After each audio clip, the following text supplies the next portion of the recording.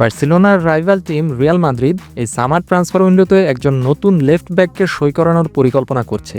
সেক্ষেত্রে একটি বিকল্প এই মুহূর্তে আলোচনায় এসেছে, তা হলো এমন একজনকে যার সাথে নতুন কোচ জাবি আলোনসো খুবই পরিচিত। তিনি হচ্ছেন বর্তমানে বেয়ার লেভারকুজেনে খেলা আলেজান্দ্রো গ্রিমালডো।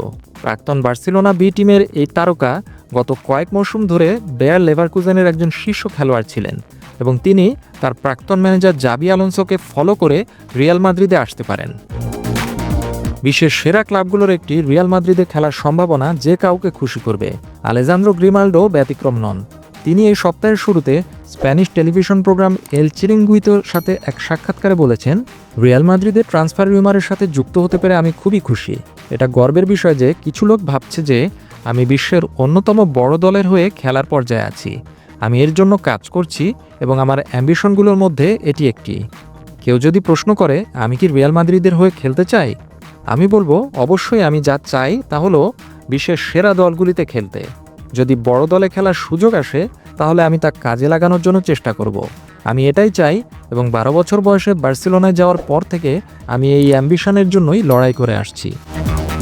এদিকে অন্য এক খবরে বলা হচ্ছে রিয়াল মাদ্রিদের প্রথম পছন্দ আলেজান্দ্রো গ্রিমালডো নন। রিয়ালের পছন্দের লেফট ব্যাক হলেন বেনফিকার আলভারো ক্যারেরাস।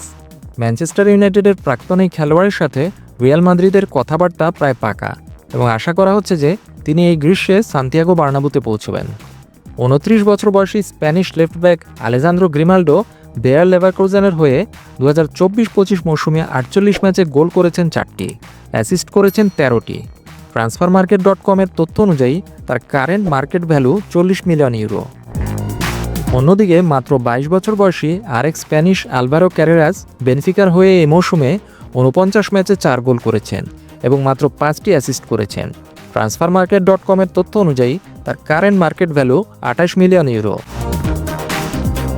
গ্রিমালডো এবং ক্যারেরাস দুজনেই ভালো বিকল্প হতে পারেন, তবে রিয়াল মাদ্রিদ তাদের লেফট ব্যাক রিক্রুটমেন্টের জন্য কাকে বেছে নেয় তাই এখন দেখার বিষয়।